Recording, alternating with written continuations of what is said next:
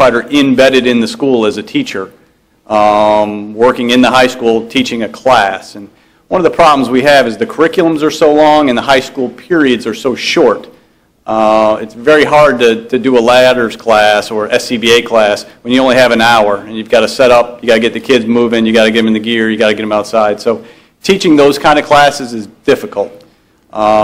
Even with an EMT class in a high school is difficult. But I think there's other opportunities besides those classes that we can do with the school, certainly. Okay. That's all of that. Mr. Underwood? Yeah, I'd just like to see a real concerted effort to try to bring that rescue squad back in Frog Level. Just really want that to be top of mind. Even though we had issues there, I still think it's worthwhile to continue to put that as one of the goals as you go through your recruitment process. When you're looking at growing, I would make that one of my focal points. I think that's a needed service in that community. Thank you. And that was when I think we had, as you said, some issues there. But I think the last big issue was the fact that they didn't have 10 members. Wasn't that it? Yeah, that was the reinstatement. That was one of the things they needed to provide was sufficient membership to sustain themselves. Right. They did not have that. Okay, so I think that's a volunteer effort for you. So you got a big pill to swallow right away. So, all right, Ms. Akers. I'd only like to say that this does work. I had people over the weekend to tell me about they had seen this and that it was really a good effort on y'all's part and appreciated it. It took some thinking and out of the box, normal way we do operate, and so it's great. Appreciate this. Steele? I'd just say congratulations on the video. I hope it helps.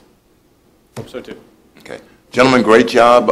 It really looks professional. Looks wonderful. I didn't see the Carmel Church Volunteer Fire Department in there, so hopefully when you update it next year, we'll see some of those. We need a building.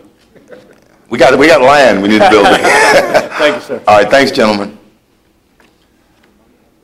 All righty, the next one is the treasurer, the continued discussion and publication of delinquent personal property taxpayer list.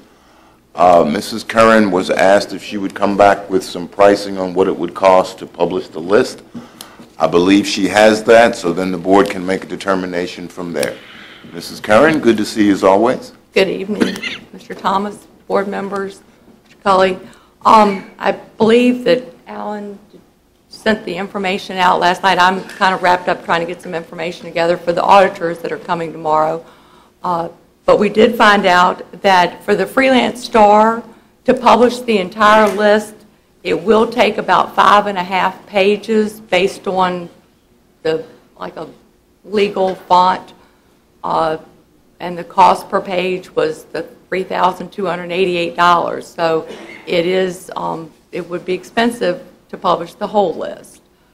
Caroline Progress, they did it took some work for them to do the design to put the pages together, but they estimate that it'll take them 8 to 9 pages because the pages are smaller to get that much information in the paper. So their cost based on the 8 pages would be a little over $13,700. So again, it is pretty expensive if you want to publish the whole list. I looked at Mr. Akers. We've done a top 50, top 100.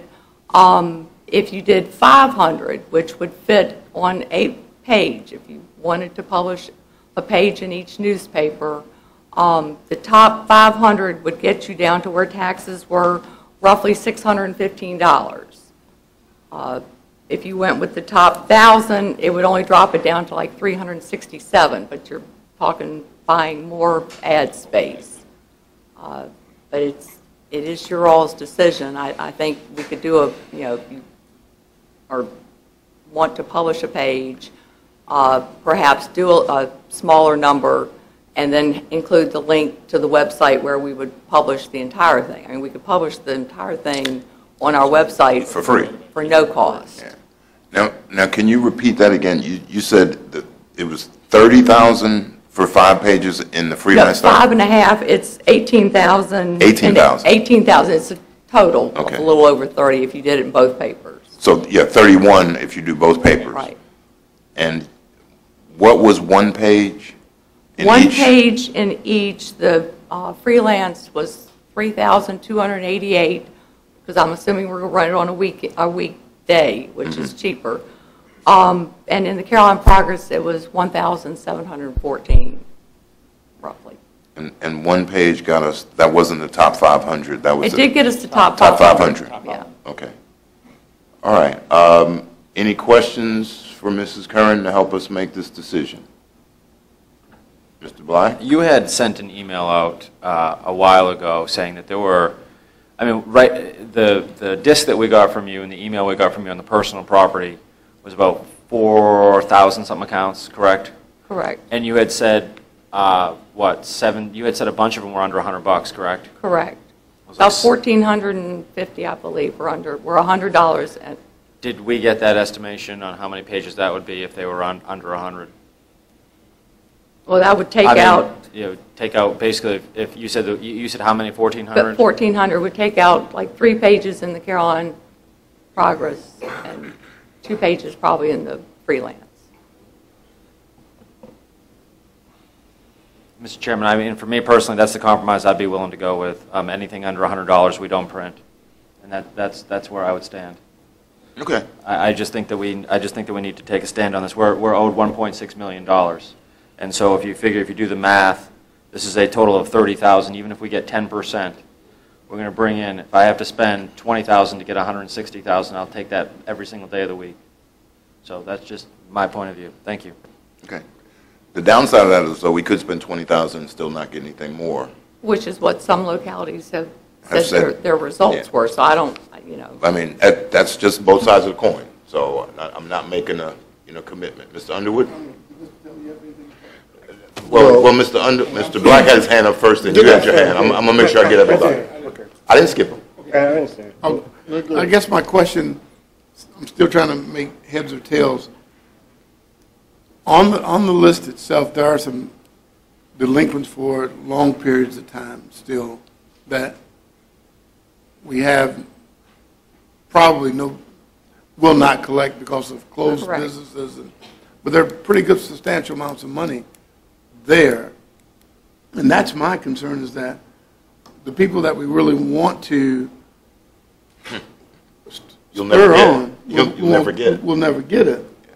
And like Mr. Akers noted, there's one person on the list that's deceased because of record keeping, those types of things. So I'd like to see something a little cleaner before we start publishing. That's my comment. Okay. Well, part of that is we were gonna make this determination and then give Mrs. Curran a couple of weeks to clean up the list before we actually published it, or maybe a little more in a I couple mean, of if you weeks. know of folks that are, that are on the list that shouldn't be on there because they are deceased, then you can certainly, code them and remove them from the list.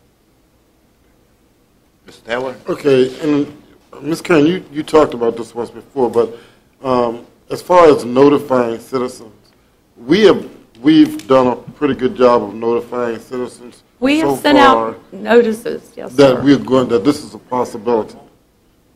Okay. They've had one notice that this was a possibility. They just got that in July. Okay. I guess if we decide to go with this, I was just thinking we are almost ready to collect the second half of taxes in December. Did we give any thought to maybe putting something in that bill at that time, saying that, it's a strong possibility, or one of the results of not paying could be a published name. At least that would be a way of ensuring that every taxpayer got something in writing, because every taxpayer is going to get a bill. And if we included something in that bill to let taxpayers know that there's a possibility that you will be published, or that you will be published if that's what the board decides to do. And then maybe in January, or after the bills go out, or after the deadline for paying them, then maybe we could look at publishing something at that time, as opposed to doing it right now. That's an option. Mr. Akers? Yes. I guess my question really hinges on Mrs. Curran as to how confident are we that there have not been, don't misunderstand what I'm going to say, but that there have been no errors in either the Commissioner's office or in your office as far as its process. And I'm going to give you an example. You sent us the real estate delinquent taxes yesterday. Right. And I went through it, and I saw someone that I knew on there. And I called up last night, and I said, hey, your name's going to get on in the paper. And they indicated to me they've been working with your office since 2010, I think it is, or 2011, in trying to clear up this issue. And you may know what I'm talking about. And it has not been cleared up. Now, it would be published in the paper, but from what I'm being told, I don't know how true it is, but I feel like it's fairly accurate, it all has to do with an issue whereas the plot number was, or the plat number was given to someone else when a piece of land was deeded off to that individual, Right. and the bill was sent to the mortgage company of the individual that built the house on that plot. And so, I mean, I just want to make sure that we aren't doing this. I want to make sure we're doing it for the right reason, number one. And number two is the fact that it is going to be beneficial for us to do this. I'm sorry, but I'm not really interested in just embarrassing people. That's just not been part of what I do and what I like to do and who I am. If we are going to legitimately think we're going to collect 10%, 15%, 20%, hey, I'm all for it. We need all the revenue we can get. But I want to make sure that what we are publishing is absolutely no question, beyond a shadow of a doubt, that that's current, accurate information. And those people legitimately, without question, owe the county, Right. The taxes that they are being published in the paper that they owe. And that's my only concern. Well, as far as the real estate, we would have to send notices to the folks that have real estate that their names may be published. I feel like we would have to do that. I'm just saying, I'm they're- giving you an example, and my question is, are there any, because I indicated to that person last night, you need to take your file and go over to Beth Curran's office and sit down in Beth Curran's office and talk to her about it to get it squared away. My only question is, are there any in the personal property categories that have some of the same issues? And But in personal property, we have sent them notices every 6 months. Right. Since 2012. So, I mean, if they didn't feel like they owed it, they should have gotten it straight. Yeah. However, since we started this discussion and, we've tried to increase our number of DMV stops and tax liens, and we've had numerous ones where we've actually, sent a lien to the employer, and they don't owe us the tax money, but they've gotten a notice for 4 or 5 notices, and they didn't do anything about it until we sent the notice to the employer. Yeah, So- and I understand, and that's what I'm saying is, in fact, some people will say, hey, I don't owe them, and so I'm throwing it in the trash can, and they throw the letter or whatever into the trash can. Shouldn't be done, but some people just do that.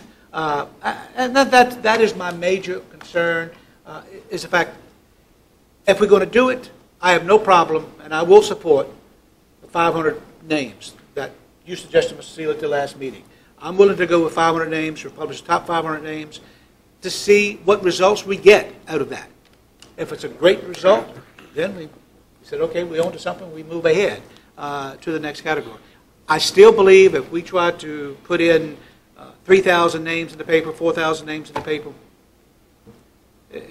certainly the newspapers like us because we're going to spend additional money.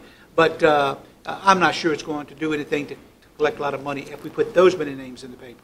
500, it may generate some activity. Thank you. My real concern is how can we get to $1.6 million if there's DMV stops, there's stops on their income tax returns, how are they getting licenses, license plates, all those things that you have to drive a vehicle if all these other things are in place? How do they get around it to the tune of, I mean, $1.6 million is a lot of money. It is. Some of those are businesses that have the big trucks that they don't, the DMV stops are not effective on them. So, those are some businesses that are out of, they've gone bankrupt. They, some of those are the ones. Of our top 500, how many are out of business? I'd have to review the whole 500 list, but I know the top few that are on the very top are out of business, or there's a couple of them in there that are incarcerated. So there's no hope of collecting anything from those as well. Because it just really makes my mind reel when I think you can do DMV stop, you can't get a driver's license, you can't get a state refund if you owe personal property, and we're still 4,000 and some owners that still owe us money and are still driving a vehicle and still getting driver's license.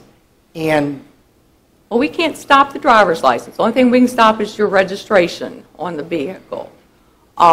So those, we probably got, I don't know, more than 1,000, probably 2,000 DMV stops placed at this time, and it just depends on how long they've had it registered, or if they go sell that car that we had the stop on and they go buy a new car, it might take us another year for their registration to come back around. So, it's, and the businesses don't get their state income tax refunds because they don't get refunds. It's mainly just individuals that affects. I guess my other question is, how many would fit on one complete news page? I guess they're different for each paper. 500 roughly in the Carolina Progress, and a little more than 700 in the Freelance. But I think if you're going to advertise a certain number, you do the same number in both papers. Right. Okay, thank you. All right, Mrs. Curran, when we were talking before the meeting, $31,000 is the total to publish everybody in both papers. Right. Okay, which could probably get you another employee in your office if we were going to spend that much money on a one-time deal, which might be a better way to do it. If we had another collector, that would be another person that could be, placing DMV stops or tax liens on a daily basis. But the odds are right now, I don't think the board is going to add another person in your office. I understand. And I don't think the board is going to spend $30,000 advertising everybody's name. But if we had one page in each paper, that would give you an opportunity to kind of scrub a much smaller list to make sure we've removed the people that are deceased and things like that. But I think if there are businesses that are out of business, you still need to publish that, because some businesses come back in a different name. Right. So where does the board, okay, does anybody want to publish all the names? I don't think anybody wants to do all the names for 30,000. Or do you, Mr. Black? I did the compromise. I said I'd do the compromise of the 100. Anything less than the top 500? No, anything less than $100. So that cuts off 1,400 of the total, but that gets us 3 or 4 pages. Down to 3,000 names, roughly, a little less than 3,000. So it would. So that's like 6 pages. All right, anybody want to do just one page? Mr. Chairman, I'm willing to support 500 names, top 500. And then if we find that that's successful, then next year we publish some more and you work it through. I just want to make sure that we're spending wisely and that. Yeah, because we could publish the whole list on the web for nothing. Yeah, and publish the whole list on the web. I have no problem with that. I will support that. Okay. Anybody else want to do one? You want to say, Mr. Taylor? Your choice? I'll go along with the 500 if that's what the majority of the board wants. All right. Mr. Seeley? I think we need to start somewhere, and the top 500 would give us at least a data sample of what kind of money we collect. And I think that if we collect 10% from that list, that means it's worth doing a second round. Mr. Black, you've had your finger up for a while. The only thing I'm going to say about this is the scrubbing the list. I mean, we've been talking about this since, when did this first come up? Several months ago. I mean, what was that? This came up in May. So, I mean, we've been talking about this since May, and this isn't the June payments. This is people that have owed, this list, this personal property list that you're getting ready to print is people that are owed in January, correct? It does not include June. It does not include the June. Okay, so these people have, and you put a notice out in the mail to these people saying that, and it was subject to being put in the paper, correct? Yes, sir. I'll be honest with you, I don't think it's possible that there's a mistake that's not going to be made. I'm sure there's going to be a mistake that's made. Yeah. You know, I mean, there's just no way to expect her to print 500 names and say, because at a cutoff point, you're going to say, someone said, well, I just sent the check in, you know, the day she sends the names in, and their name gets put in the paper. There's just no way for her to say, hey, the list is 100% perfect. Right, So if we're looking at that to say, scrub the list, make sure everything's perfect, it's not going to happen. No, we're saying, I think we realize that there's nothing perfect on this side of the world. So we are saying scrub it again just to make sure. We've already had, I believe it was an article in the Progress that said the county may publish names of delinquent taxpayers. So if I read the Progress, I've seen that already. I'm not sure if it was in the Freelance Star. It was in the Freelance Star, same article. So I kind of know now if somebody died between January and now, we can't fix that, which we could, but we can't. So their name may get published and they're deceased. Their family may say, well, I'm sorry, he's deceased, we didn't know, whatever. There will be mistakes. But your original point was we are trying to be fair to all the people who do pay their taxes.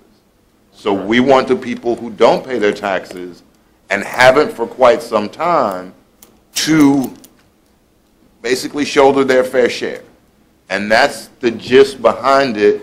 And I think what I'm hearing is there is a compromise to kind of go with 500 names first and then see if we can, if we do get a fair amount of revenue, that's a good thing. We'll continue. It's like Mr. Akers said before, we could spend $10 to get back $1, which I don't think is a good business decision. So I'm willing to entertain a motion in either way, and we'll vote them up or down as they come. Mr. Chairman, I make a motion that we authorize the treasurer to publish in the Freelance Star as well as the Carolina Progress the top 500 names to see what happens. I'll second And the it. entire list on the website? And the entire list on the website. You want to do the entire list on the website or just the same 500 on the website? It's not going to 'Cause cost we're- me anything to put No. them out there. I say put the entire list out there on the website. Okay. I'll second. All right. Any more discussion? All in favor, say aye. Aye. All opposed, nay. The motion carries unanimously. When will that take place? Now, let us give Mrs. Curran time to scrub the list. So by the first meeting in October? Sure. The only meeting in October. Yeah, well, we meet October 14th or something? 14th. Okay, we meet October 14th. You got 30 days plus. Clean the Once list I up. get through the audit, then I'll be, Right. I can. Well, I know you had get the back audit still to delinquent. do, and you'll get the list. We'll do the same thing. You'll get the list to Mr. Cully. Mr. Cully will make sure the board members have it, and then you can publish it like a week after. Okay, well, I have been, I mean, we've been updating it every time we run it. We run it so that anybody that has paid since the last Drops time you off. got the list Right. has been removed from And it. the people that have payment plans, they get dropped off too? Yes. those kind of I mean, things. they are, if you have a payment plan, you're not being included in the list that you're getting. Okay. Now, if somebody hears about this tomorrow, they see it in the paper, they're going to show up at your office and say, I need a payment plan. You guys work that out. I mean, you work that out, and then their name is removed from the list. Correct. Okay. All right. We're going to move forward. Thank you for your patience and your hard work, Ms. Curran. All right, we're going to move to appointments. Wow, 7:20. Okay. Appointments, we got Recreation Advisory Committee, both of you are working on those. Yes. Planning Commission, Bowling Green, Mr. Seeley? Mr. Chairman, I have talked to Mr. Stanley, he's willing to serve, so I'd like to make a motion to reappoint Les Stanley to the Planning Commission for the Bowling Green District for the next 4 years. Is there a second? Second. Okay, motion's made by Mr. Seeley to reappoint Les Stanley to the Planning Commission, seconded by Mr. Akers. Discussion. All those in favor say aye. Aye. Those opposed, nay. Motion carries. Consent agenda, we've got minutes, warrants, and the Planning Commission schedule. Anyone want to pull anything from that? I like that one. Motion to approve the consent agenda? So moved. Is there a second? Second. Okay, motion made by Mr. Taylor, seconded by Mr. Black and Mr. Underwood? Was that Mr.? Okay. All in favor, say aye. Aye. All opposed, nay. That motion carries. All right, which gives us 10 minutes before public comment.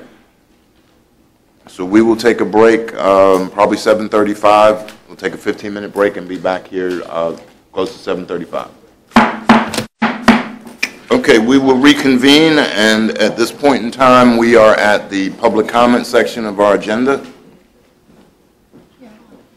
At this time, we are going to allow anyone who would like to speak to the board regarding any matter that is not a public hearing to come to the podium and address the board. So if there's anyone who would like to speak as part of public comments, please come forward and do so.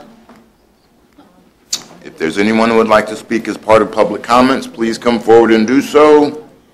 Hearing none, we will declare the public comment section of the agenda to be closed. Mr. Fincham, agenda item number 4, special exception 02-2013 for the Virginia Sports Complex. Yes. Mr. Chairman, members of the board, your public hearing tonight is SPEX 02-2013, VSC Associates, LLC, owner and applicant.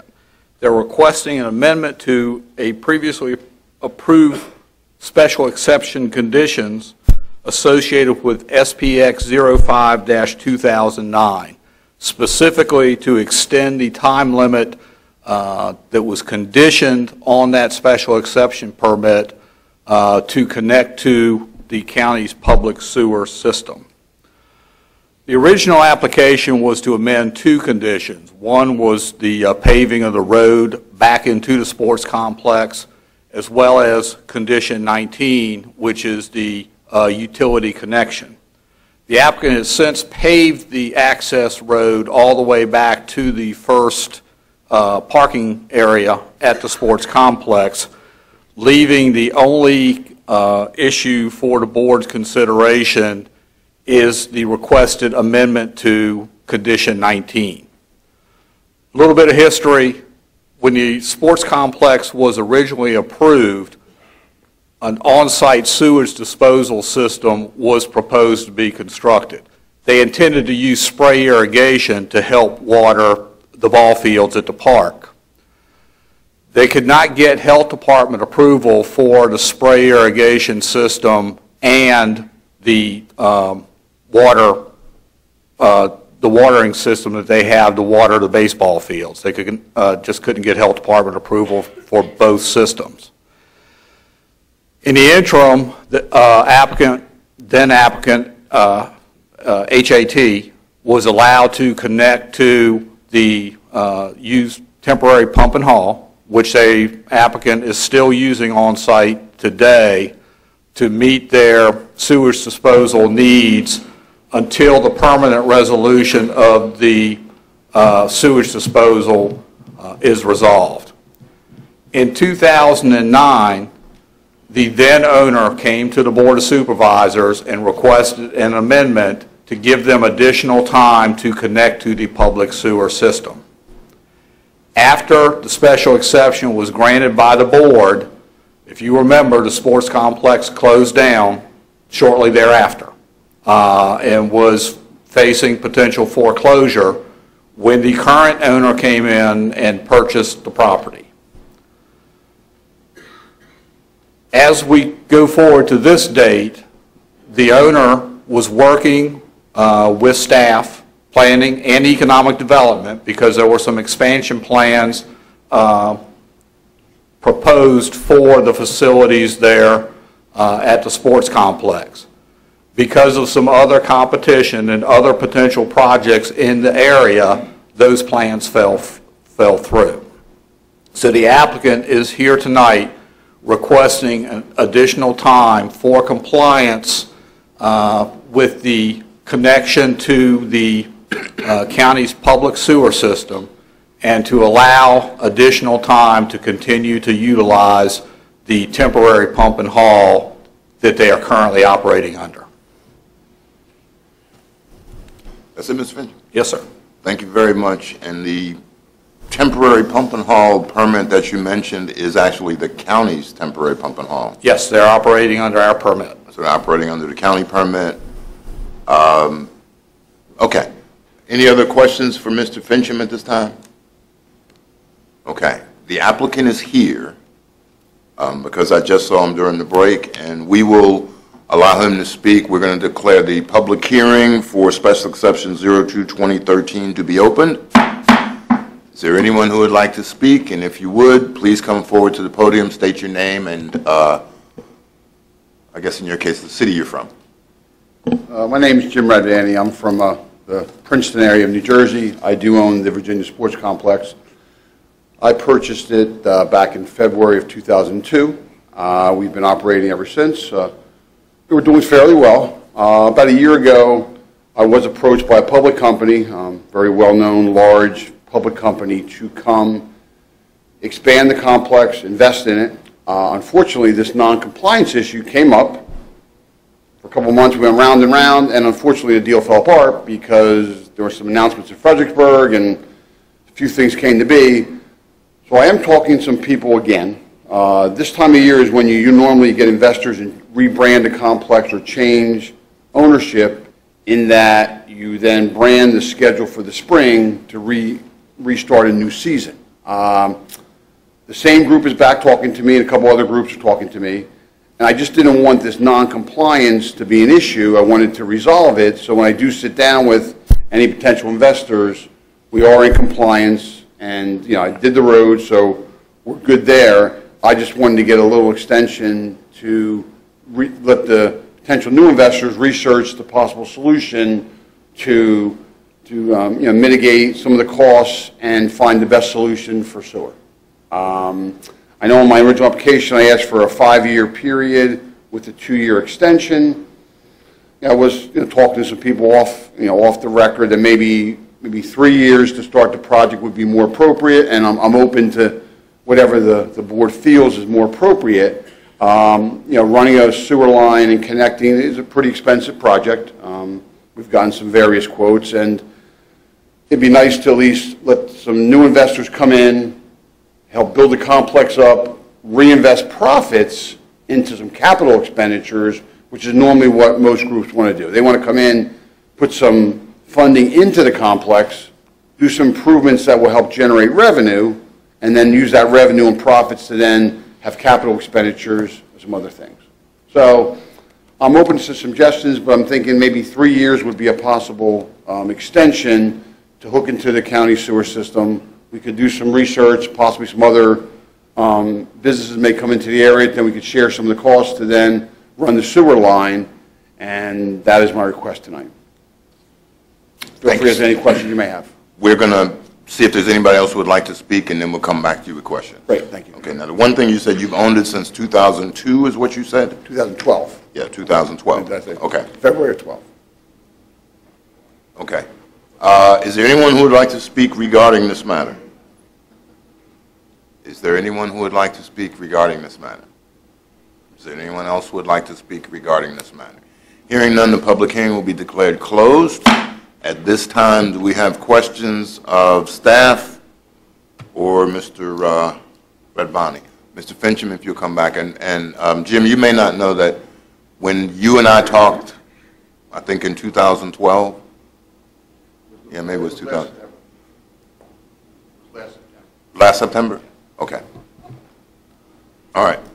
Questions for Mr. Finch and Mr. Underwood, this is now in the Reedy Church District. It used to be Mattapanai. Mr. Fincham, I guess my first question is the cost to connect to our system. What's that cost? I'm going to go from memory a little bit. Guesstimation is good. Several $100,000. And Mr. Schiebel is here.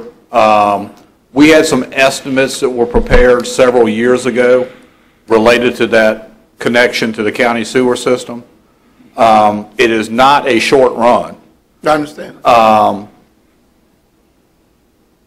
Recollection, it was the $250,000 to maybe $300,000 range. And Joe, Mr. Schiebel's nodding his head yes. So rough estimate. That was kind of my recollection. $250,000 to $300,000. Okay. In terms of the water usage? They are connected to the county's water system. They are metered at Route 1. They have a private line that basically parallels the drive that also serves the county fair.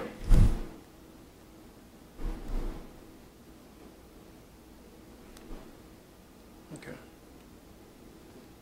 That's all I have for right now. I'll come back. Mr. Taylor, any questions? Yes, Mr. Fincham.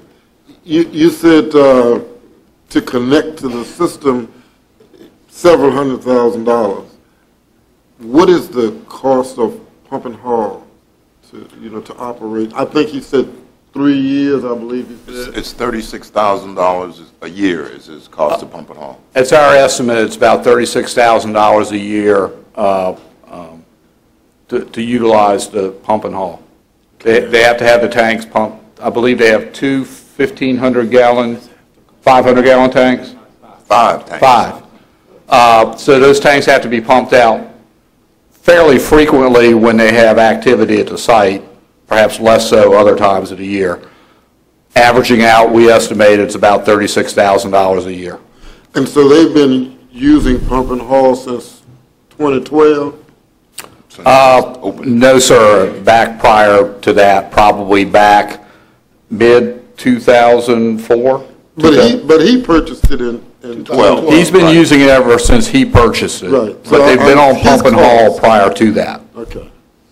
Okay, so basically from 2002 up until now, he could not have because he did not own it, but they've spent more than the cost to Yes, over that period of time, it would average out to exceed the cost of connecting to the county system. Yes, sir. Okay. If the board should say you have to connect, how long does he have to do that? When would that occur? That, I think, is the issue at hand tonight. Whether you give him 6 months, 1 year, 2 years, 3 years, that's the actual issue before the board tonight, is how much additional time do you want to give the owner to connect to the sewer system? But if we were to say you have no additional time, then he would have to connect immediately. Yes, sir, that's correct. Okay. That's all I have for right now. Mr. Black? Yeah, I just want to kind of continue on with his line of questioning. This one last question I'd like to know. If we make the complex say, all right, today you've got to connect, it's $300,000, do they owe us a check for $300,000 right then and there, or is there a way that they can be billed over time? They would actually be responsible for designing and constructing the connection to the system. But they're So not gonna they would pay us. actually design the They're not sewer paying us. line They're not paying from us their that much. facility to our current county system, and would be responsible for the cost of both design and construction. Yeah, that's all. Mr. Fincham, they do still owe us an availability fee if they connect to the county system. That would be correct. That would be part of the total cost. 18,000? 68. 68,000? that what you said, 68? 68,000. That's if they connect to the county system. So we're now talking about 200, roughly 300, 300 and change. 350,000, between 300 and 350. Yeah.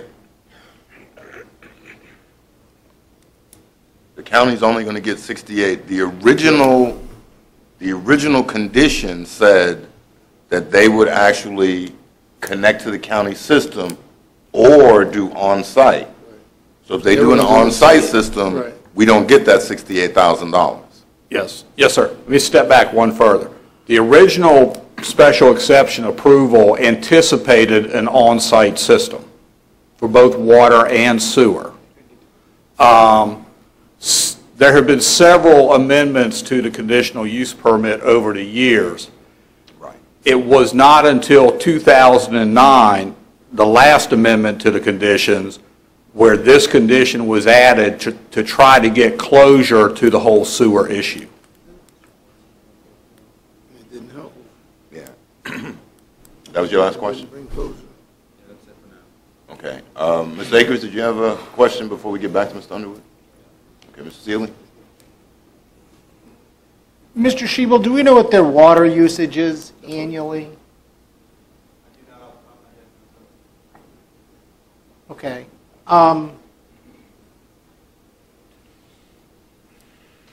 Here's one of my concerns is that if the connection had been started in 2009, the connection fee was $3,000, $4,000? Right, but what I'm saying is that It would have been less. the rates are going up, the rate has gone up since this initial start.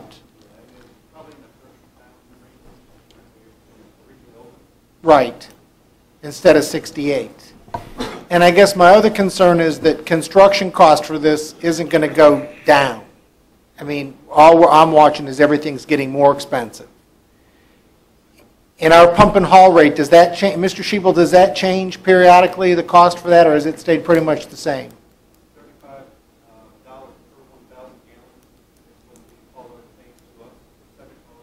$35 per 1,000 gallons is what the hauler pays to the county to use our permit. Has that price changed in the last 5 years? No. So we don't know how many gallons they're dumping on our permit, do we?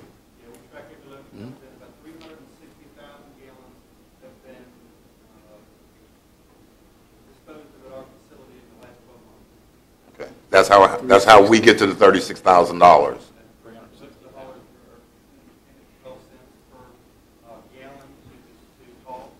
Okay.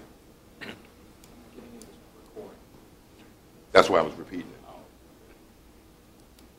You just thought I was slow, didn't you? I am. The going rate for hauling, pump haul is between 10 and 12 cents per gallon. Right. Okay. Yeah. So that's how we got our 36,000.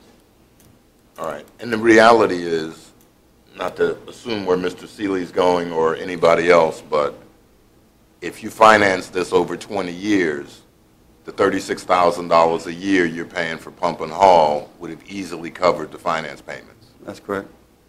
So, but from a business standpoint, you would be making a $350,000 loan or something like that. But still, from a business perspective, short-term versus long-term, it's much better to connect to the county system.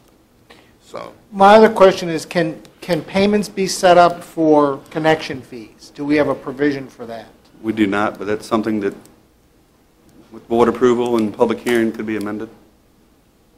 we do have the capability of waiving connection fees, No, which we we do for, yeah, we do. We waive I thought connection we fees. changed the We policy. can only reimburse. Yeah, Up to half, yeah. Right. up to half. That's a number we can discuss at any Okay. one time, but I'm just looking for, because I just don't,